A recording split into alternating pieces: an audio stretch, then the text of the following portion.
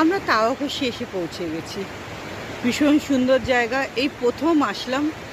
এখানকার ভিউ অপূর্ব অপূর্ব, চোখ জুড়িয়ে যায়। আমাদের ওরকম জমজমার জায়গা, কলকাতা মতন জায়গা, সব সময় হই হট্টগোল, সব সময় গাড়ির আওয়াজ, পলিউশন প্রচণ্ড। তার থেকে কিছুদিনের জন্য অ্যাটলিস্ট এখানে এসে মানে ভালো শান্ত পরিবেশ, শান্তির পরিবেশ, সব কিছু যদি কদিনের জন্য উপভোগ করতে আমরা এখান থেকে ঘুরে গেলাম। আপনারাও আসুন, এরকম পিসফুল জায়গাতে কিছুদিন অন্তত কাটিয়ে যান আমাদের ওই কোলাহলের থেকে বাঁচার জন্য, রক্ষা পেতে কিছুদিনের জন্য। 2-1 দিন এসে থাকুন, তাতেই মন জুড়িয়ে যাবে।